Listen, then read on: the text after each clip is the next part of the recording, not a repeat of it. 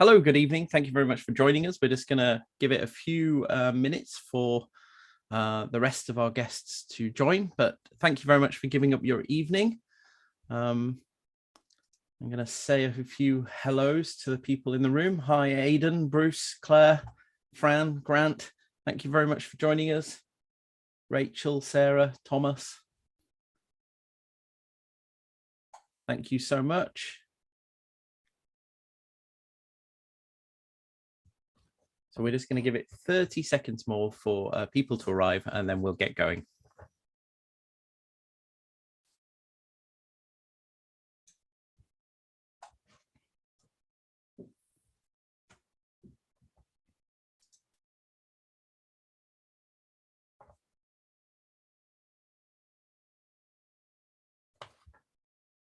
I think that's 30 seconds, all right? Well, hello, and thank you very much for joining this evening's webinar. I'm Adam Smith. I'm the Programme Director at University College London, and I lead on Dementia Researcher. And we're delighted this evening to be able to support our fantastic partners, the Alzheimer Society, and we'll be discussing their brilliant Accelerator Programme. This is a funding call open to anybody with a bright idea for a new product or service that can help people living with dementia and their loved ones and carers. Joining me this evening, we have the program lead and two previous grant winners who are each going to discuss their experiences. They'll each give a presentation, and then at the end, there'll be time for your questions. So I'm delighted to welcome Natasha Howard Murray. Hello, Natasha. There she is. Natasha's the innovation lead for Alzheimer's Society. We also have Jane Sibley, founder of Sibstar, who is there as well. Did I say that right, Jane? Oh, good. And finally, we have Professor Cathy Treadaway from who's the founder of Hoc, who happens to also be featured in the picture. Thank you very much, all of you, for joining us. We've allowed an hour for this evening's session, so if you'd like to use the Q&A box on Zoom or the chat button in YouTube for any questions you might have, you can post these at any time throughout the session, and I will put them to our panelists at the end. We're also recording this evening, so if you are disconnected or if you want to watch back later, you can do this on our YouTube channel. Just look for Dementia Researcher, or if you go to our website, dementiaresearcher.nihr.ac.uk, you'll be able to access the recording there straight away as soon as we're finished this evening. So, without further ado, our first presentation this evening is going to come from Natasha, who will provide some general information on the program. So Natasha, I'm very welcome to share your screen now. I'll stay here while you do it just to check that works. Yeah, I'm not using slides this evening. But, oh, you're not? Yeah, okay, great. Just want to leave most of the time for Jane and Cathy to speak. So I'm just going to briefly introduce the Innovation Programme and the Accelerator Programme to everybody. Perfect. Then over to you. Thank you very much, Adam. So yes, I'm Natasha Howard Murray, and I work at Alzheimer's Society in the Innovation team. And our mission in our innovation team is to create bold and innovative solutions to tackle challenges together with people affected by dementia. And we do this in various ways, including innovation sprints and different partnership opportunities, but also through our Accelerator Programme. So that's what I'm going to be focusing on for the next few minutes. So our Accelerator Programme looks at investing in innovations to help improve the lives of people affected by dementia. We offer a 12-month partnership, and that includes investment of up to £100,000. It also includes opportunity to test your product or service with people affected by dementia. And you also get partnered up with somebody from the innovation team, and they would help you to use different innovation models, help with advice on project management, and make sure that you've got those connections with people affected by dementia, with different networks, and with people who you might need to be in touch with who work through the organisation. So the programme is all about, as Adam said, if you've got an innovative idea, a product or service that you want to accelerate, then this is the place to come. So you may have heard one of our previous successful accelerator partners, which are Jelly Drops, who do the water sweets to boost water intake. And today you're going to be meeting 2 other successful partners that we've worked on this year. So looking forward to handing over shortly to Jane and Cathy. But just to give you a bit more information about applying, we work with teams or individuals who are at any stage of product development. And that might be where you've got a great idea of a product or service that needs testing, or that you've had a proven product or service that you need to get to market, or you want help to roll out.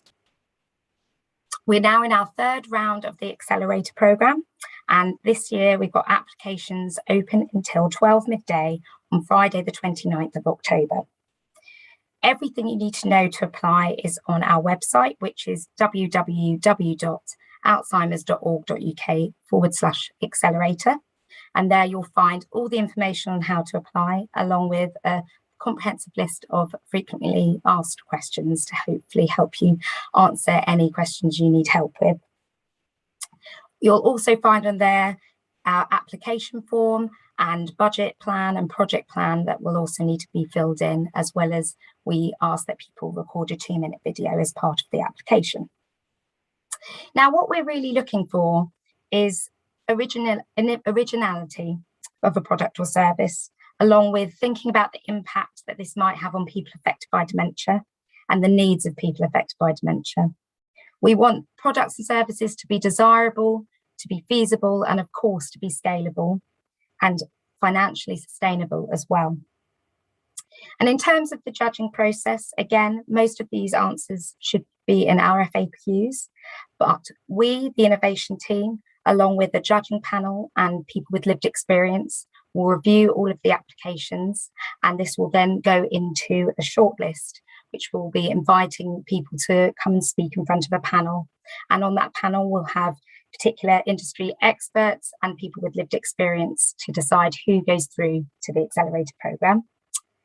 And successful applicants will be informed in December this year, and then we'll work for a couple of months to agree terms of investment, with the partnership officially starting in April 2022. So that's a bit of an introduction for you, but it's good that we've got here 2 people to speak about how we've worked on our Accelerator partnership this year. So thank you very much. Fantastic. Thank you, Natasha. That was great. So just a reminder to anybody who's watching, either on YouTube or Zoom, you can post your questions below. Obviously, as Natasha mentioned, there are FAQs already on the website, which do cover a lot of these. But if there's something particularly you've got to ask or you don't feel is covered, then by all means do post those using the Q&A button below, and we'll get to those at the end. So thank you very much. Our next presentation comes from Jane, I think, if I've got my ordering correct. Fantastic. Thank you very much. So Jane, I'd like to invite you to, are you talking or sharing your screen? I'm just talking. You're talking. Okay. One slide maybe, but we'll see how it goes. Over to you. Cool. Good. Well, thank you for having me today. It's a great pleasure to talk about what our experience has been on the Accelerator Programme with the Alzheimer Society. I'm just going to share our story. So it was probably exactly about 2 years ago. My mum, so both my mum and dad are living with dementia, and as part of my mum's condition, she really struggles to understand her day-to-day money. And it come to a bit of a head a couple of years ago, where she was giving money away to the big issue seller, overspending on shopping, and it was all rotting in the fridge, falling victim to scams, taking multiple cash point withdrawals out and then losing the money. And the money that she and my dad had worked hard for all of their lives was just being frittered away. And at the same time, I was looking for a banking product for our children and came across organisations like Go Henry and Rooster. And it was then that we thought, wow, hang on a minute, this is exactly what people with dementia could do with as well. And I was just having a look around to see how, if this had been done before. I was exploring funding opportunities, and that's where I came across the application for the Accelerator Programme, the Alzheimer Society. And that's where I started filling out the application form, thinking about the idea, of refining the idea. And my co-founder, my husband, and I submitted that application and thought, well, it's in their hands now. If this is going to be a good idea, then they are the people to judge, really. And we were really fortunate in that we were invited to present just before Christmas, probably 2019, I think, and I got a call a couple of days later to say that we'd been accepted.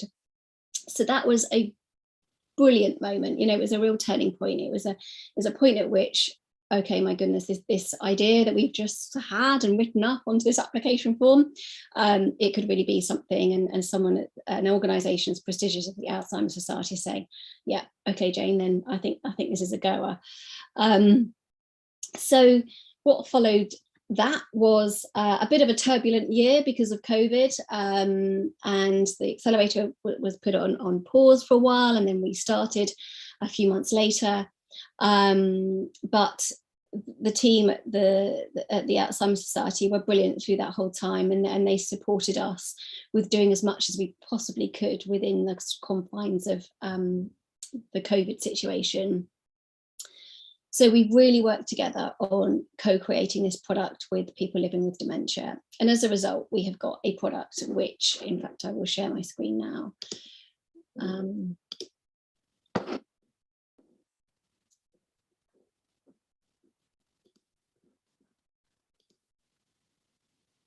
you see that?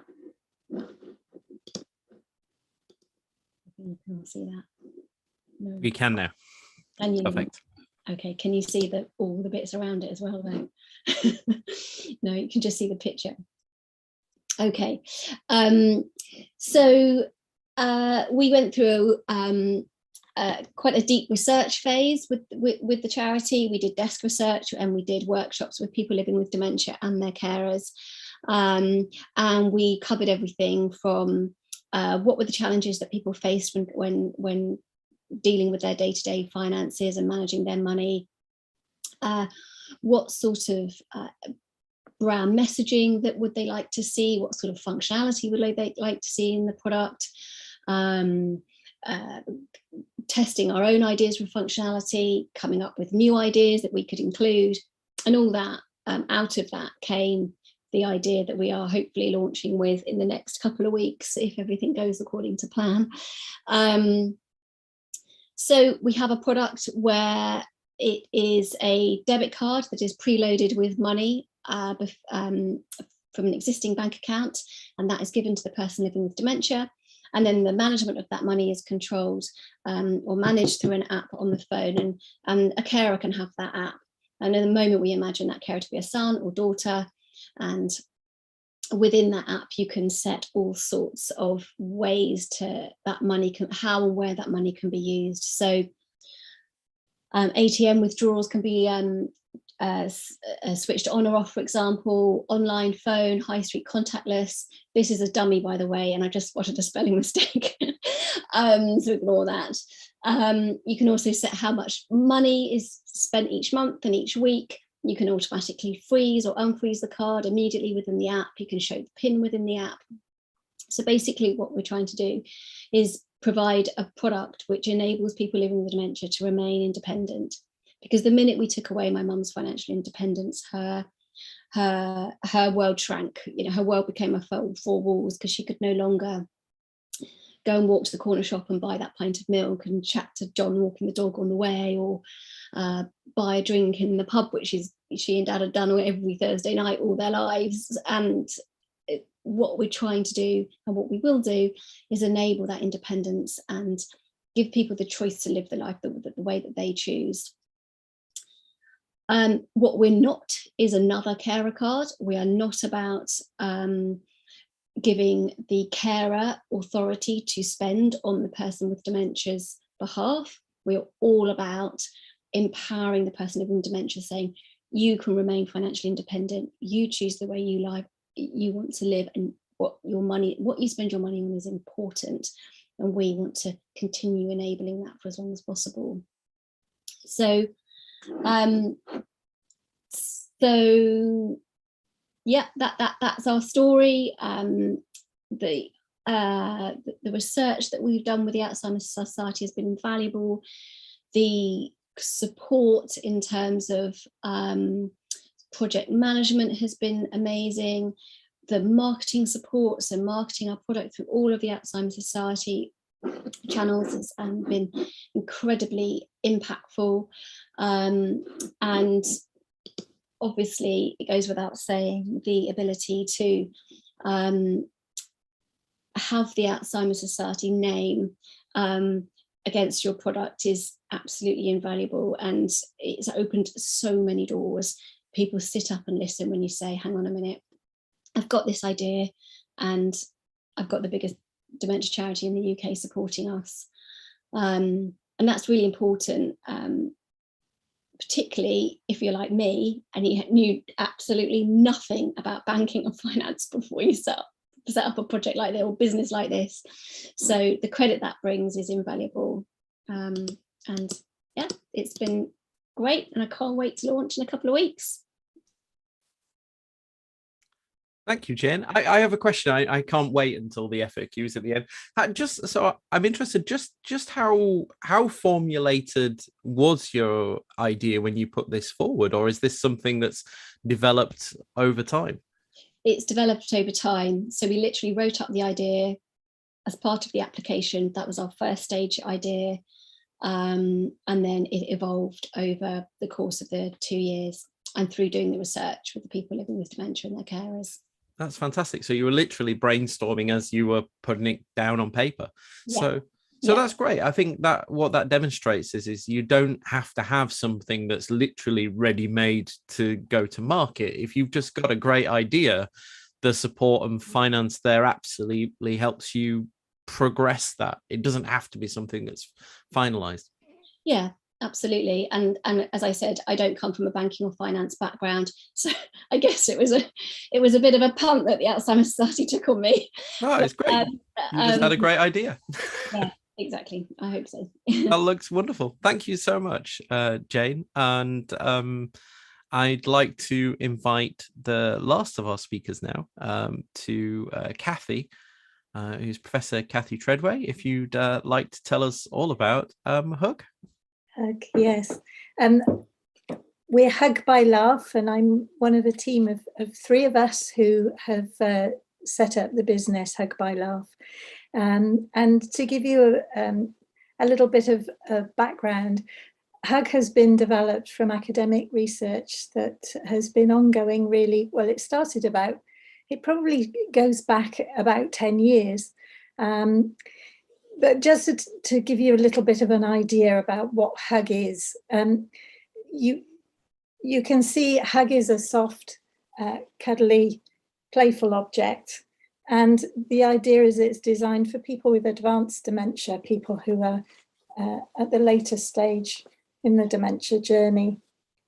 And it does what it says. It gives you a cuddle. It's got weighted arms and weighted feet. So when it's on you, it gives you that sensation of hugging you, and it can wrap around you and make you feel secure. But also it has a box inside which can play a simulated heartbeat.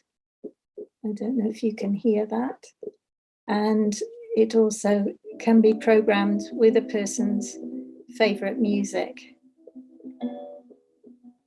So I'm going to turn it off because it's going to be a bit distracting while I'm talking. So that sits in a little pouch inside Hug. And what we've found is that it can be very, very comforting for somebody, and helps to reduce agitation and reduce stress. So where did this idea come from then? As I said, we've been doing research for a while now, looking at how playful objects are useful for people living with advanced dementia.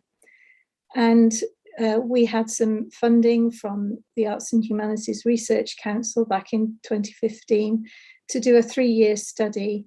And from that, we developed 6 playful objects, and Hug happened to be one of them.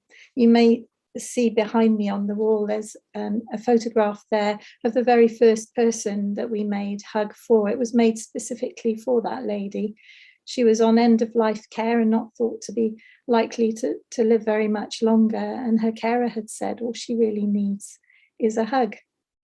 So that was how Hug began, but it was informed very much by a lot of people that we included and involved in the research, people living with dementia themselves, people who were carers of people affected by dementia, and technologists, materials scientists, computer scientists, designers, all sorts of people got involved to help us understand the needs that we were designing for. So involving people has been something that's been crucial to everything we do.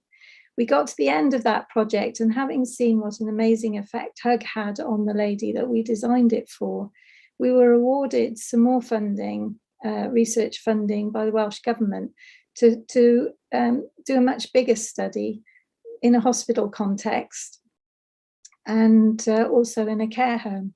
So we then took 40 Hugs out to be trialled with people to see how they got on. And at the same time as that, the funding also invited us to explore the possibilities of how we might get this idea out to the people that really needed the product, how to set up a business, in fact, but just really to explore that. And it was at that stage that we came across the Alzheimer's Society Accelerator Programme. And we were very, very convinced that Hug was something that was going to benefit people. Not everybody, but it certainly was showing that we were finding through the research that it was definitely having a positive impact on people. So our passion really was to get it out there. If it worked, it needed to go out and be available to buy.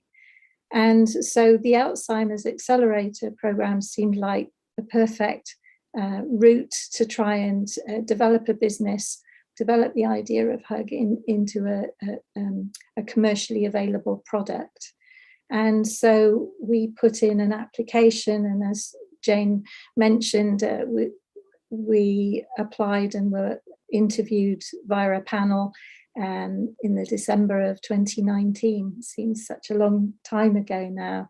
And of course, immediately after we went into 2020 in the pandemic, we were so excited to have been accepted on the programme, and then quite devastated to find that everything got put on hold, and would we or wouldn't we be able to carry on.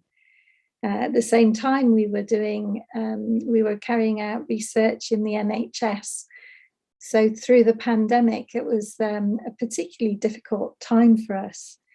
But our managing director, Dr. Jack Fennell, pursued it, and we set up the business in March 2020. And with the support of the university, we set up as a spin-out business from the university, Hug by Laugh. And in the September time, we decided we really needed to get some funding in order to put in an order to make Hug, to manufacture Hug. And so we did a crowdfunding campaign, and wildly exceeded our expectations on the crowdfunder. And as a result of that, we were awarded the Tech for Good award for the crowdfunding. And I think that was great, because that kind of confirmed that there was a market out there. People were supportive and really wanted to have Hugs.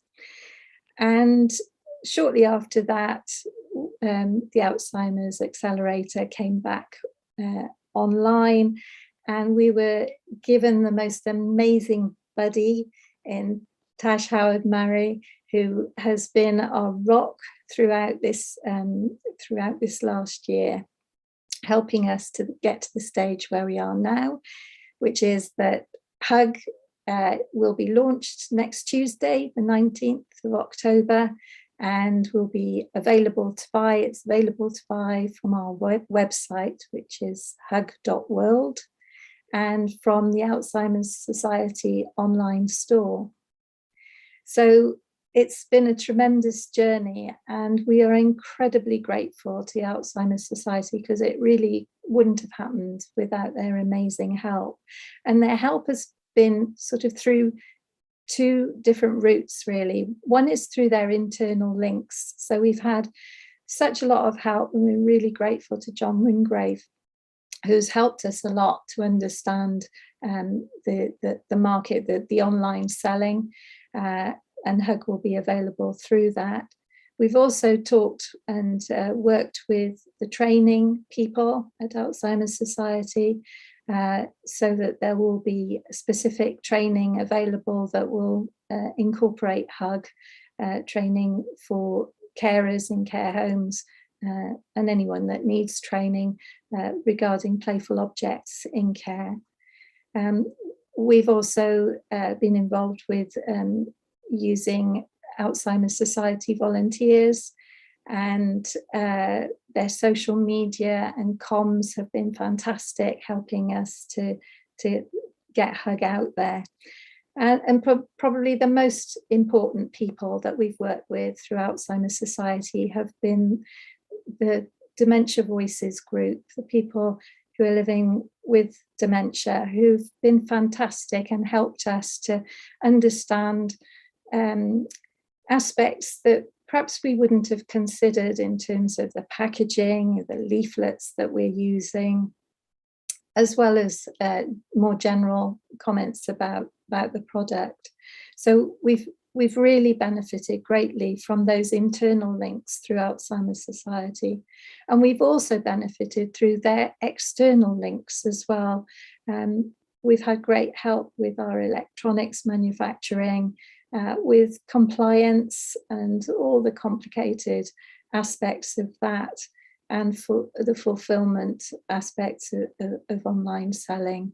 So yeah, it's been a wonderful experience working with Alzheimer's Society Accelerator, and probably the thing I shouldn't forget to mention is that without that funding, without the pounds, we wouldn't have been able to have gone ahead and placed our first order, which we've done, and which is why Hug is actually being sent out this week to our first couple of hundred early adopters who pre-ordered Hugs. So yeah, it's been a great journey. Big thanks to Dr. Jack Fennell, who's been amazing in making it all happen with us. But I would just like to say to those of you out there thinking of applying for the Accelerator, that the thing I think that makes it work is passion. Having a passion for what you're involved with, whether it's academic research or whether it's a bright idea that you've got at a really early stage, having the passion and the commitment to just pursue it. And the passion we had behind Hug was we saw it made a difference to people living with dementia, and we wanted to make sure that it was available for them to have, so that they could have a hug. And of course, through the pandemic, having Hugs was the one thing people couldn't have.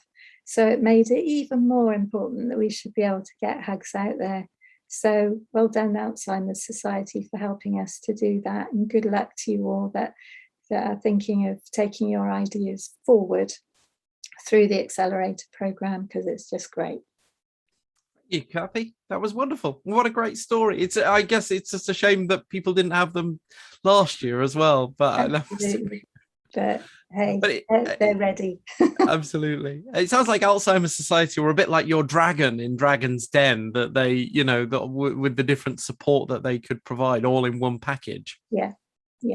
Combine that with a Kickstarter as well. What a great story. I hope that's successful for you. I'd invite all of our guests now to turn your cameras and microphones back on, and we'll start to remind everybody who's watching at home or work or wherever you are this evening, if you'd like to post your questions in the Q&A box at the bottom of your screen, or if you're watching on YouTube, you can use the chat. We have got a comment from Simon Wheeler, who says he's so pleased the launch is imminent. He loved the concept of Hug since he first saw it 3 years ago, and huge congratulations for sticking with it. And I guess that's what I get that from both of you, really, is the great story and the passion behind both of these, that if you combine that with Alzheimer's Society support, that you get these great things that are going to make a difference to people's lives. And fantastic and well thought of to Alzheimer's Society for funding this. So I'm gonna, while I'm waiting for people to post their questions, I've written some down myself, which are also slightly like your FAQs as well. So first question, I think, is probably going to be for Natasha. What if can you submit more than one application if you've got more than one idea? Good question.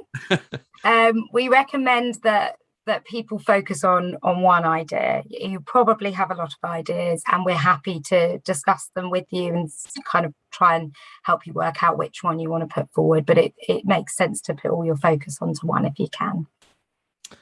And is there some expectation that, obviously the projects we've talked about today have been affected by the pandemic, but is there a timeline associated with this? Do you have to do this quickly? Does it have to be ready, or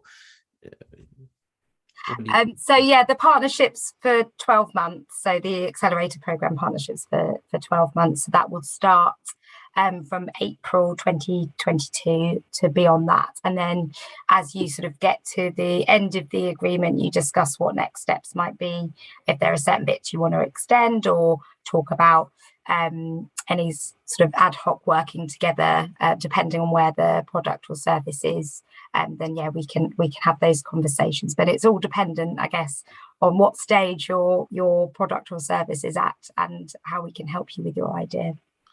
And is there an expectation then that this isn't just going to be a one-off, that this is, if it's a service, can it be a pilot, or is this something that you're expected that it has to be able to wash its own face and run at the end of that 12 months? No, again, it depends where it is in its development, really, and what kind of people and partners and organisations and contacts we might get on board.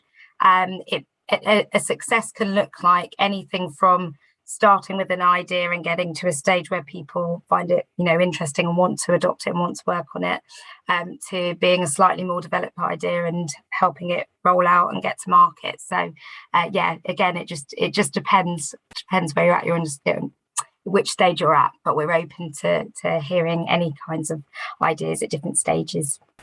So I guess this is maybe a question more for Jane and Cathy. So this was Cathy, I know you mentioned that you'd done research on this before, and Jane, you hadn't worked in finance, but has this become your job, or have you also got jobs as well? I mean, Cathy, you've got a day job. I have a day job, but I have actually just reduced it down in order to have more. What about you? What about you, Jane? No, I went 2 feet in. This was what I committed to, and this is what I wanted to see developed, and decided to dedicate all my time to it. So no day job, just all in. So Natasha, I guess there's no expectations that you as long as the thing gets done, it doesn't matter if this isn't your full-time job, I assume. We suggest that people try and commit at least 2 days of your week, but that could be very flexible. It could be weekends, it could be evenings. If you've got a full-time 9-to-5 job and you're doing this on the side, as long as you commit to that, that's absolutely fine. But yeah, we don't expect people to quit their day jobs for it, but it's amazing to see the passion when people are able to do that. And I imagine it would have been for all you've achieved in such a short space of time, Cathy and Jane, I guess it would have been quite hard to do this and get to where you are, have it not taken over so much of your lives. Mm. Yeah. Yeah. Yeah. We've got a question from Fan Ferris Ockwell, who asks, is there any information available to applicants on what the terms of investment might look like? I think that's probably for you, Natasha. Yeah. So I think the main thing to say, and the reason why we probably haven't written loads about it on the FAQs, is that from that period of January to April, those are the kind of negotiations and the discussions we're going to have. So that's about things like return on investment, and it's all dependent on the maturity of your idea, of your product, of your service, and what we're able to do. So we don't have guidance on that at this stage, but if you're successful in your application and through the judging panel, then yeah, we will start those conversations off as early as we can to make sure that everybody's happy. And I think it's worth possibly adding here that any sort of return on investment that we do get from the Accelerator Programme, we want it to be investing back into the Accelerator Programme so that we can support more people affected by dementia. So that's why it's kind of important to us to try and have those discussions as early on as possible. Great. And you mentioned at the start that this is 100,000. So is that 100,000 total available to this round, or is that 100,000 for each project and you might fund more than one? Is that, how much can you ask for? It's up to 100,000. So it depends again on your business plan and your proposal and the budget that you would need for that. But yeah, it depends what you've got, what you need to achieve or want to achieve over the year. And again, those are the kinds of discussions that we can have. But there is a budget template to fill in when you're applying to give us an initial idea of what's required. And I posted a link before just below or over to the side where the chat box is, and that's a link. And I did spot that the budget template's on there as well. So when would applicants actually receive their investment? Do they get this quickly? Because I imagine getting your hands on the cash is what you really need to get going, right? Yeah, it's a big part of it. So we try and do this in installments over the 12 months. So every 3 months, that's what we would aim for. But again, in your business plan or budget proposal, if there's a reason as to why you might need funds slightly earlier on or at a particular time, then you could put that forward. And again, we'll have those negotiations. But yeah, we tend to try and split it up over every 3 months. And do you have to apply then? Do you have to go away and set up a little company, or can this be to an individual or a team? Yeah, so individuals or teams can apply. You don't have to be a company to apply, but you need the ability to set up as a company or charity once you're part with sort of having those discussions as a program, so that you can be able to do that for the year. And Cathy, I know you came from a university. Did you get help from the university? Because most universities have these commercial spin out arms and business teams, don't they? They help. For anybody who's watching at home who works in a university that's wanting to implement an idea that's been generated from their research, how did you go about this? Yeah, and we did have help, and I think that having the Alzheimer's Society Award actually convinced the university that they should be on board. So I think it is really, really helpful to apply and to have that as well, because Alzheimer's Society, especially, a product that's for people affected by dementia, needs to be endorsed by the leading charity in the field. It really does, and that really helped the people at the university to be convinced that what we were saying, what we knew, we'd seen in our research that it works, but to convince the people with the money to put the money into it as well, and the commitment and the expertise behind us to encourage us. I think having Alzheimer's there was a real help, definitely. So that's good. So anybody who's watching from a university, you don't have to worry about going and inquiring about being a startup first. One way to do this is to get the innovation fund and then go to them, and they might be more likely to give you the support and the need. And I find that universities, particularly when it's something that when funding's coming from a charity, for example, they won't take overheads in quite the same way, and you might find they're a bit more generous with their support if this wasn't something that's going to be commercialized in quite the same way. I think also, sorry to just bust in, but I think also at the moment universities are very, very keen on things that show civic engagement, social impact. and business partnering with a charity like Alzheimer's Society ticks a huge number of boxes for universities. So, you know, it would help somebody who's trying to get started to know that, perhaps. Brilliant. And we've got a question here, which Jane is kind of leads on to a question I was going to ask you. So Zeke Steer asks, hi, I'm Zeke. I'm the founder of, I'm going to butcher this name, Zeke, Milbotics. We're developing smart socks to alert carers to signs of early agitation in people with dementia. Can I ask about a partnership with the Alzheimer's Society Innovation Team? What kind of support do they provide? And so I'm going to ask that question to you, Natasha, and then Jane, I want to come to you next to say, obviously you said that you didn't have the financial background. So when you needed to get that, where did that come from? Did that come from Alzheimer's Society, or did they help, or did you source it yourself? So let's take that question first, Natasha. What help do people get? Yeah, it again depends on what's needed. We try at the start of the partnership to kind of do a bit of an assessment based on where your partner wants to get to and what kind of help you need along the way.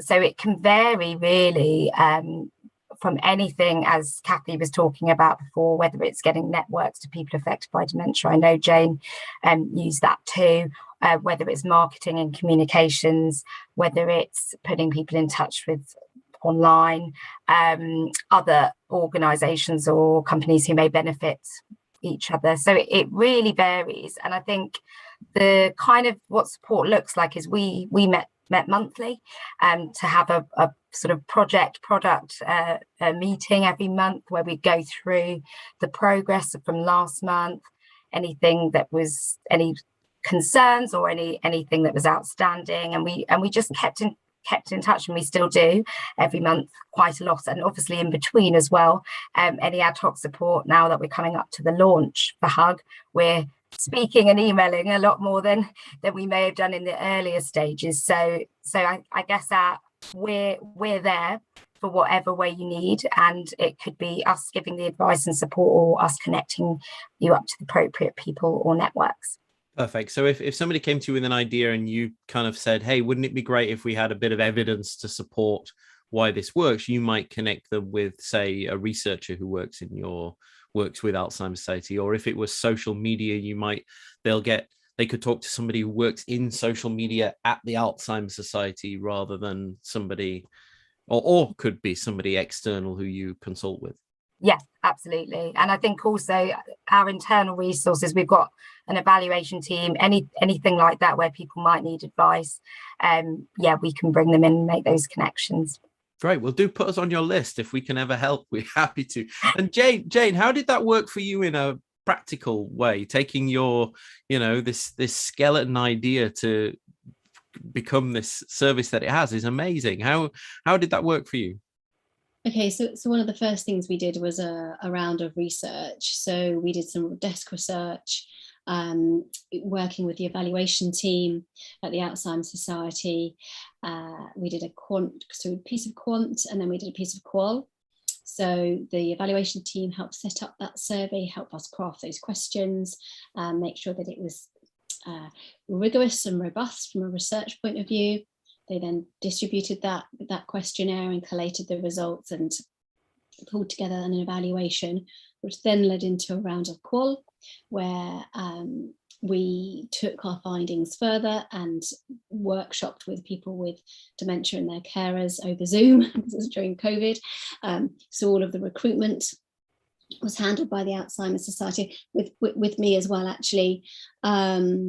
Discussion guide we worked together on, and Natasha and Rita ran the actual interviews with people living with dementia, pulled all of those findings together, or I pulled those findings together, and then that informs not only what our product looked like, actually what functionality it contained, but also importantly how people wanted to be communicated about this product. So the brand, what we needed to stand for, the messaging.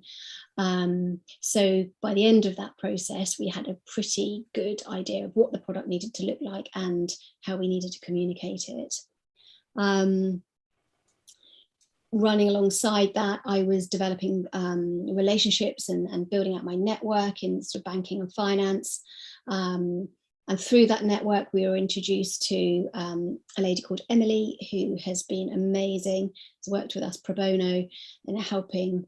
So she's a consultant, a finance consultant, and has worked on similar products, like, well, not similar products, but prepaid debit cards that are already out there. So she guided our way through this sector that we knew pretty much nothing about. So we had the product, the communications, someone guiding us through the sector, and then together we were able to piece together the partners that we needed to work with in order to bring it to market. Fantastic. This is really cool. I've already got so many ideas going through my head right now that you could, because this is really far reaching, isn't it? I guess it could be something that it could be a new type of, activity intervention kind of support program that you take to care homes or deliver in that way, some kind of activity, or it could be something that people can use at home to make life easier, a practical thing like how to safely answer the door, or I know a lot of these things already exist, big button telephones and things like that, but there are so many great ways that this could be applied. I think is so fantastic. So we did have a question from Vito De Vio, who asks, my name is Vito. I'm a lecturer from University of Essex, and I work on artificial intelligence applied to brain and mental health. I'm working with colleagues from other universities, and we're developing an AI-based virtual reality training as a possible tool for treatment of Alzheimer's disease. We'd like to accelerate the development of our method and test it, i.e. to do a pilot. We have clinicians working with MCI, mild cognitive impairment, and Alzheimer's disease patients in our team. This call seems to be the best one that might be able to do a pilot. They'd like to partner with the Alzheimer's Society for funding. They want to pay for some research assistant time and to do some technical and clinical aspects. However, they don't think looks like a traditional research grant, but also it's a pilot for a piece of research that will potentially produce a product that would be used in a memory clinic type setting, I guess. Is this grant appropriate for that type of product? I mean, it sounds really interesting, and thank you, Vito, for sharing that information. I would suggest, if you're happy to get in touch with us directly, because we can set up a conversation just to hear a bit more about it and see what might be most appropriate. We're on innovation@alzheimers.org.uk, so we're happy to pick that up with you just to go through a bit more outside the webinar.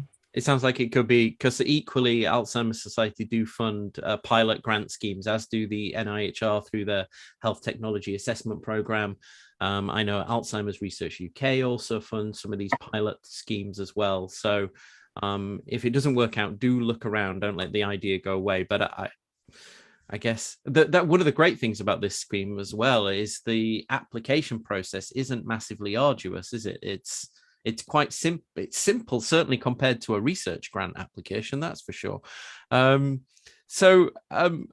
was in my questions here. So this is a 12-month. How do you actually assess the submissions? Question. I'll get round to my question eventually. So we have a bit of a process that we go through. So obviously we're in the application stage at the moment, and then we as a team, as well as, I think I said before, people this year, people with lived experience, will go through and some of the applications, and then we have a judging panel. So that judging panel helps with the shortlisting, and then an interview panel on the day. And I think I mentioned a few bits of the criteria before, and a lot of it is around originality, feasibility, scalability, if something's financially sustainable. So we've got a list of criteria on our website, hopefully, which should help with that, but that's how we sort of assess it, and that's the process that we go through. So there's a bit of sifting first from us and people with lived experience, so that those people can immediately say early on how valuable and relatable and useful these sorts of products and services might be. And then we go through to our other judging panel, which includes different experts as well as lived experience. Brilliant. Okay, let's carry on with the questions. David Agar asks, as the money is an equity investment, how is the question of an agreed valuation considered if the business is pre-revenue? Another technical good question. Yeah, very technical, but good question. And again, happy to contact, if you want to contact us directly to discuss this a bit further. We have had people apply, well, we've had applicants before where they've been pre-revenue, and we just have those negotiations. They might be getting their own sort of legal or other advice on their side. So when we're going through the collaboration agreements, we come to something that works for both. I think it's worth saying that the collaboration agreement that we come to, most of the clauses last for a year, and there can be opportunity to review that after the year. But there are certain clauses and potentially return on investment that could last a bit longer than that as well. So happy to pick that up with you, David, separately if you want to ask a bit more questions around that. And Cathy and Jane, how much legal advice did you go through in that? Because you've gone through this negotiation post award stage. How did you have to go away and get some legal advice yourselves? How did you find that process? Yeah, it took some time. And we had the help of the university as well, and some advice there, but we did also have our own legal advice that we took out for the company. What about you, Jake? Because you didn't have the benefit of having the university sat behind you. No, I had my father-in-law. Oh, is he in business? Yeah, but then Emily, who I mentioned earlier, introduced me to another lady called Siobhan, who is a lawyer who specialises in this type of products, and she also has worked with us pro bono for the last 2 years. I'm incredibly fortunate to have the entire team is pro bono. We should be clear. I mean, Alzheimer's Society is a charity. You're not trying to do this to this isn't a money-making scheme, is it? This is about creating something useful for people living with dementia who to improve their lives. Yeah, I think, I was going to just say it's definitely that's our main aim, is to improve people affected by dementia's lives and to add value to their lives. The return on investment or anything like that, as I mentioned before, that's all about trying to sustain our Accelerator program. And this is about helping these guys. It's not about so I can understand if you're sat at home and you've got an idea for a business that you might be worried about intellectual property or about company ownership or about profits, because you're not, I mean, we can't all give our time as generously as the Alzheimer's Society do, right? We've still got bills to pay, and people might have great ideas that they want to help, but they also want to put food on the table. Sorry, Jane, we interrupted you before. You were going to add to that. I was just going to say, yeah, I suppose I have come from a very different background to Cathy or any of the others of academic sort of ideas that might be coming through, and I think the things that made a difference to me on my journey, and in encouraging people to come and work with us pro bono, was the fact that I can talk from my lived experience. So being able to talk about the actual problem that me and my brother were actually facing with my mum, and then an idea developed out the back of that understanding of that problem, added a real strength to when we were talking not only to people who have helped us along the way, but also partners, and all of the people who have worked with us have got experience with close family members who just get it. When I tell my story, they just get it and they say, okay, yeah, we'll help you. So it made a real difference. In terms of the finances, I would say really, really think carefully about whether it can be sustainable. We've taken a hell of a financial risk, and it's not something to be done lightly. You know, when I signed those contracts with those partners and committed us financially, it was like jumping off a cliff. So be sure.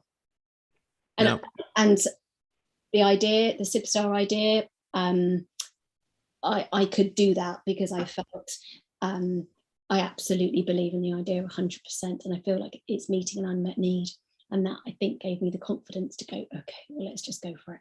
Well, it's very very brave, Jane, and I feel that the people are going to benefit from this, so will be incredibly grateful, I feel sure. Can you take on other investments, Natasha? Are you the only investor? Do you want, like, 90% of the company for 15% revenue? Is that that's what I always do on Dragons then, right? What can you have more than one? Yeah, it's slightly different from Dragon's Den. Yeah, you can, and I think the only thing that we ask is that if you are taking on extra investment, just that we're informed. I think we've got something in our agreement which is our main worry, is anything that would bring the society into disrepute because of a particular type of investment or partner or anything. So yeah, that's absolutely fine. And we've had that before with people that we've worked with. So yeah. Particularly because you allow, I mean, I spotted on Jane's mock-up of the card, the Alzheimer Society logo was on that. So can the companies use the Alzheimer Society brand on the products? Yeah, so again, with agreement from the branding team and about how we're able to use that, yeah, we can. We have to, again, go through there'll be something written in the collaboration agreement, and we'll have to get any sign-off from our brand team. So that always comes back to us for checking all the right size in the right area, that Absolutely. kind of thing. But it's possible, and I I can absolutely understand how having that trust, that trusted brand association can make a big difference. Right, we've got two more questions. Bruce Elliott asks, what at the help rollout stage? Oh no, we're at the help rollout stage with our free UK-based frustration-free reminiscence activities with up to 35,000 downloads in 100+ countries and an Alzheimer's disease international member endorsement in the Philippines and Uganda. Now moving to freemium. I think I'm not quite sure what freemium is. Is that like when there's extra bits you can pay for? Anyway, but we're also now starting to innovate in ESG. You might have to spell that acronym out for me, Bruce, where large companies have their staff volunteer to make quiz games for our app on any place or topic they know about, anywhere. We've recently closed a seed round. Could we still be a fit? If I've made a horrible job of reading that out, you can click on the Q&A button and read it yourself if you like. So we're at the help rollout stage, free UK-based product, got some downloads, got other supports in other countries. This is how it works. Recently had a seed round. Could they still? So I guess this is a product that's a little bit further along, could do with some extra investment, some extra support from the Alzheimer's Society, and a bit of a boost in the UK by the look of that. Yeah. Absolutely. Again, happy to pick up the conversation individually, but we take anybody at a different stage within the product development or service development. So yeah, please do get in touch with us and we can pick that up offline. Brilliant. Thank you. And we have another question from Navidra family who asks, hi, do you set up non-disclosure agreements before discussing more details? So I guess this is somebody, do you put an NDA in place when they submit? I guess you can't, right? Because they submit. Yeah, you can't, but we have written down as well on our website that everything that you share is confidential in terms of when you're applying. The only people who will see it will be us as the innovation team and of course our judging panel, but that they all sign, they all know that going into that there's an agreement. There's not an NDA or anything like that, but before that everything is kept confidential. So please trust us in that sense. Of course, when we go, if you're a successful applicant and you start the partnership, there'll be more to talk about rather than having an NDA. But yeah, we keep everything confidential within only those who are part of the judging process. And this is something Alzheimer Society are very used to with their research grants. Of course, lots of, hundreds of people every year trust them with clever research ideas that they'd be worried about being used by others as well. And of course, the processes that are in place do protect the applicants. So I can understand your concern, but this isn't commercial in quite the same way. Well, I think we've hit the 8 o'clock mark, and so I have one last question, I guess, Natasha, which is what's the measure of success? What does success look like at the end of the 12 months? Where do you want people to be? So you're going to get bored of me saying this. It depends where you are in your project development or service development. But really, if it's getting from having an idea into a product or service where somebody wants to take that idea forward at the end of the 12 months, or if it's the fact that you've got a more developed idea that then is being rolled out or on a route to market, that's successful. And I think the main thing is if you're having an impact on people affected by dementia, the positive impact, that's the key thing for us, really. So that's what success looks like for our Accelerator Program partners. Okay, great. We've got one. I'm gonna give you this one, Navindra. Sorry, another quick one. Do you also link various people to work together or make concepts more whole where appropriate? That's an interesting question. Because of the confidentiality, we can't really do that unless I don't think we've got to that before. That's an interesting question I can take away though. Is that like on the X Factor where they had 3 individual singers and they say we think you'd be better as a group? I think then you'd have to approach them all individually and say, hey, would you like to be in a band instead of an individual? Yeah, I think that's it. You've hit the nail on the head there. That'll be our process. So if you put an idea forward and there are 3 others like it, and the idea actually, it looks like you might all be better if you teamed up, then they'd approach you individually to say, hey, do you want to be in a team? Yep, sounds like a good way forward.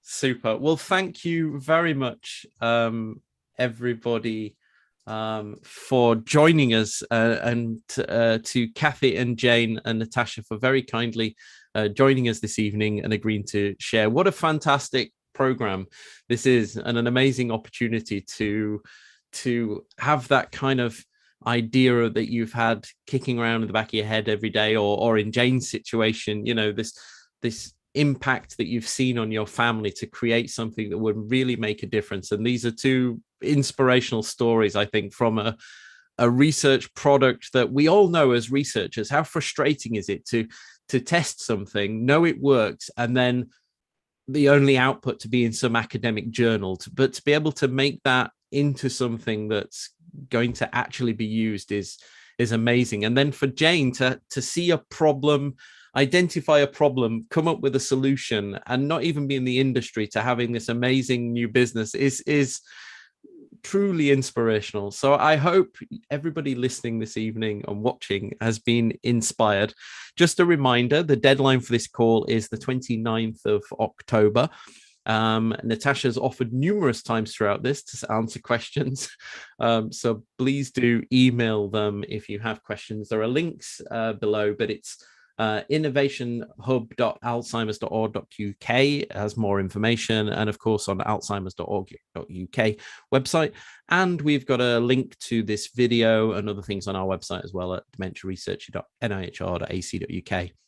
Thank you very much, everybody. Our next webinar actually takes place on Friday, the 29th of October, and is another one with the Alzheimer Society. We have this Forefront series going on at the moment, which is on the last Friday of every month, where an Alzheimer Society funded researcher joins us to present the work that they've been doing, funded by the Alzheimer Society. And we have a great careers talk as well to go with that. And our next is on the 29th of October with Soyeon Hung from the UK Dementia Research Institute, discussing microglia, and Claire Jonas, who's going to talk about academic writing. So You'll find out more information on our webinars at dementiaresearcher.nihr.ac.uk/webinars. Thank you very much, everybody, for joining us again. Have a nice evening and good luck, everybody, with your applications. 29th of October. Thank you. Good luck. And go get a hug. See you later. Thank you.